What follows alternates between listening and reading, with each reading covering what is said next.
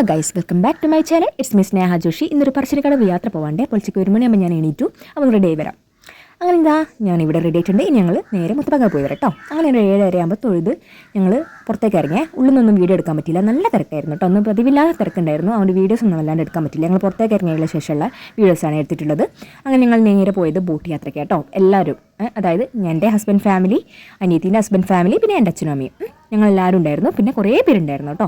അങ്ങനെ ഞങ്ങൾ ഉള്ളിലേക്ക് വല്ലാണ്ട് കയറി ഇരിക്കാൻ നിന്നില്ല, കാരണം നല്ല വ്യൂ ഉണ്ടായിരുന്നു കേട്ടോ. പുറത്തുനിന്ന് കാഴ്ചകൾ കാണാനൊക്കെ ഒരു പ്രത്യേക രസമുണ്ടായിരുന്നു.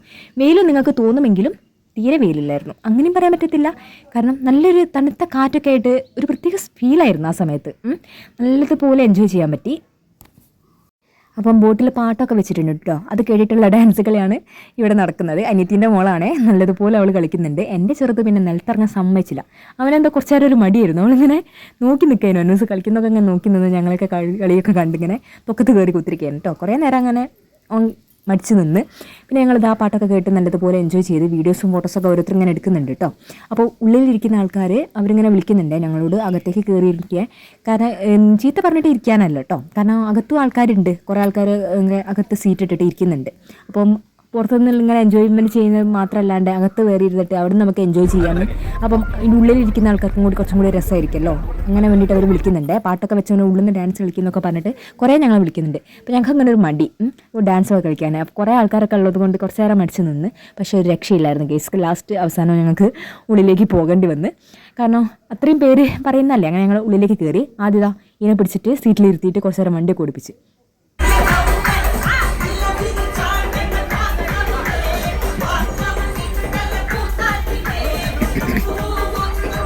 കണ്ടല്ലോ, ഇത് ഞങ്ങളുടെ ആദ്യത്തെ ഡാൻസ് ആയിരുന്നു. പിന്നെ ഞങ്ങൾ കുറേ നേരം ഇവിടെ ഇങ്ങനെ പാട്ട് പാടുന്നുണ്ട് കേട്ടോ. ഏട്ടന്മാരൊക്കെ പാടുന്നുണ്ട്. അതൊന്ന് നമുക്ക് കേട്ട് നോക്കേ. നല്ലതുപോലെ നല്ല രസമായിരുന്നു പാട്ട് കേൾക്കാൻ. നമുക്കൊന്ന് കേട്ട് നോക്കിയാലോ.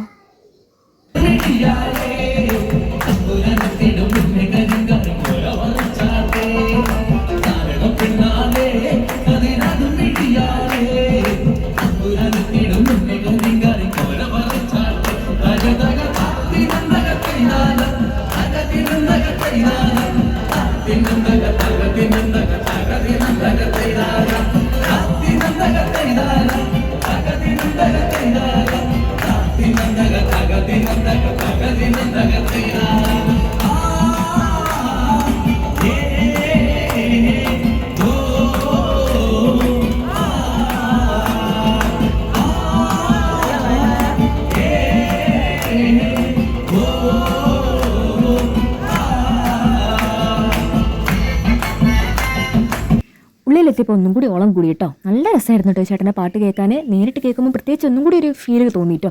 അങ്ങനെ കുറേ നേരം അതൊക്കെ കേട്ട് നിന്നു. ഞങ്ങളെല്ലാവരും നല്ലതുപോലെ എൻജോയ് ചെയ്തു. മക്കളൊക്കെ അതാവുന്ന ഡാൻസ് കളിയോടെ കളിയിട്ടായിരുന്നു. എല്ലാവരും ഇവിടെയുള്ള ഒന്നടങ്കം എല്ലാ പേരും നല്ലതുപോലെ എൻജോയ് ചെയ്തു. പുറത്തുനിന്നും ആൾക്കാർ നിങ്ങൾക്ക് നോക്കുന്നുണ്ട്. അപ്പം എന്താ പറയുക, ഉള്ളോട്ട് കയറി കഴിഞ്ഞപ്പം വേറൊരു ഫീൽ തന്നെയായിരുന്നു കേട്ടോ. മാക്സിമം എല്ലാവരും എൻജോയ് ചെയ്ത് കളിച്ചു. കുറേ നേരം വീഡിയോസൊക്കെ എടുക്കാൻ പറ്റി. പിന്നെ ഞങ്ങൾ അനിയൻ പാടുകയാണേ. ഒരു വെള്ളം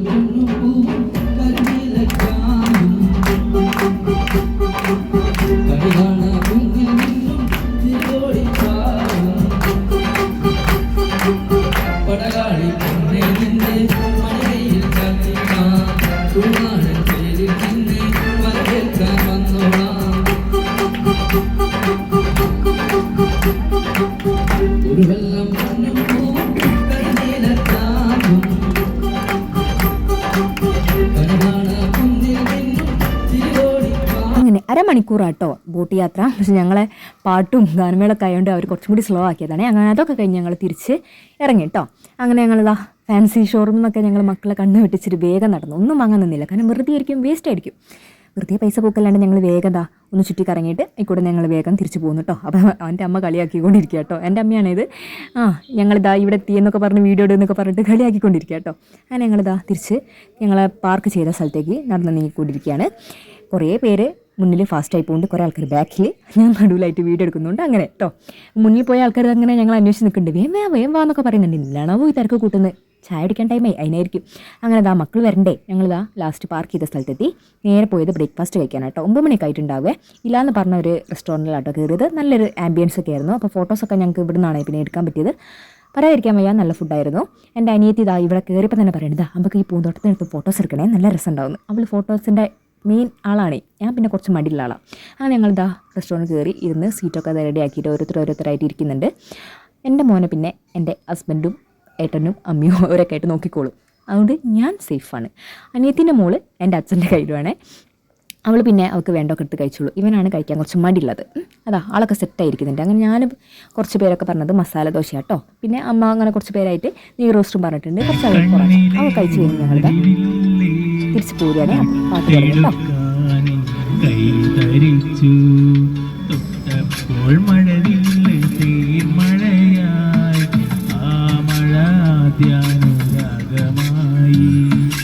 ഇതുവരെ അറിയാത്ത നൊമ്പരമെൻ ആത്മാവിൽ ഞാൻ അറിഞ്ഞു.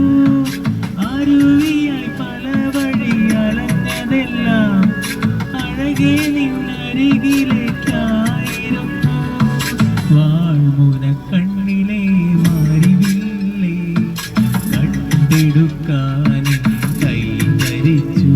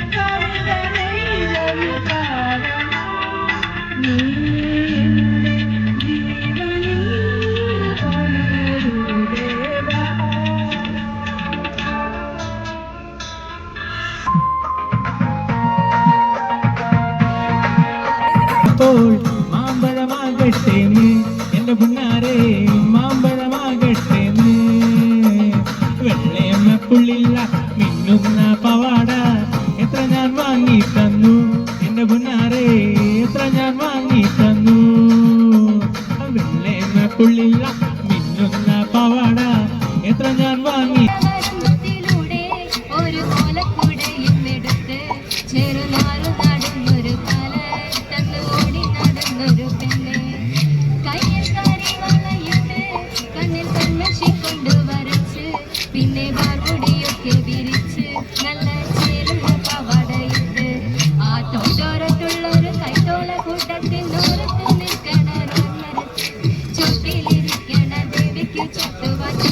കൊണ്ടുപോയോ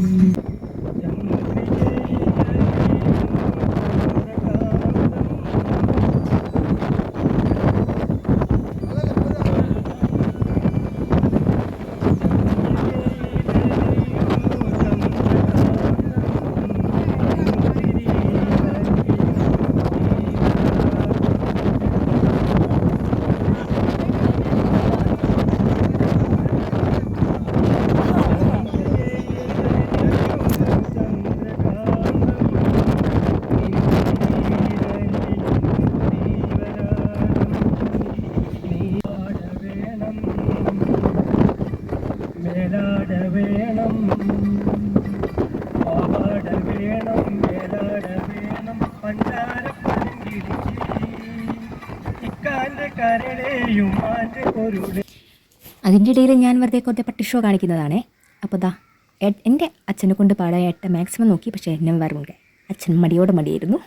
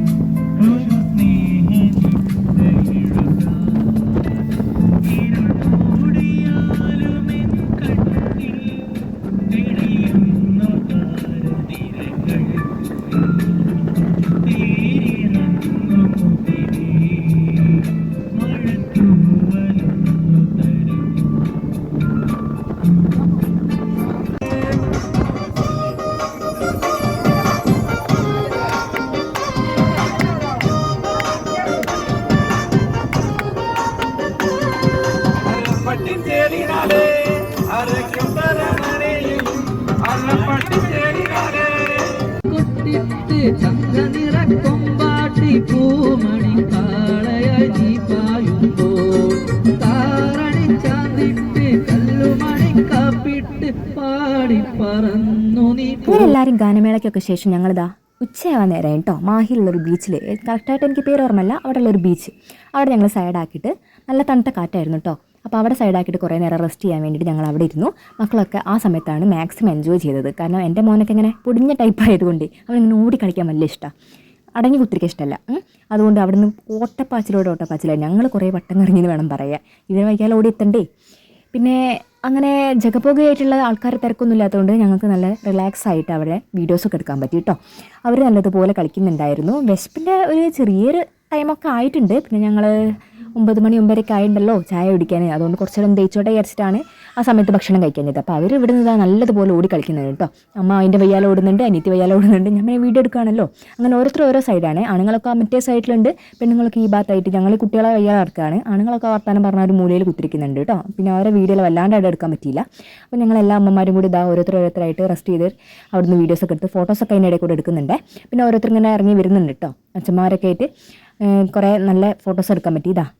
അപ്പോൾ ഞങ്ങൾ മാക്സിമമായിട്ട് നല്ലതുപോലെ അവിടെ ചുറ്റി കറങ്ങുന്നുണ്ട്, എല്ലാ ഭാഗത്തു കൂടി നടക്കുന്നുണ്ട്. ചെറിയൊരു വെയിലൊക്കെ വന്ന സമയത്ത് കുടയൊക്കെ എടുത്താണ്. പിന്നെ അത് ഒരു മരം കണ്ടു, അവിടെ എല്ലാവരും കൂടി വലിഞ്ഞ് കയറി. പ്രായമൊന്നും ഒന്നിനും ഒരു തടസ്സമല്ല എന്ന് പറയുന്നത് പോലെയായിരുന്നു. എല്ലാവരും കയറി, അതാണ് രസം.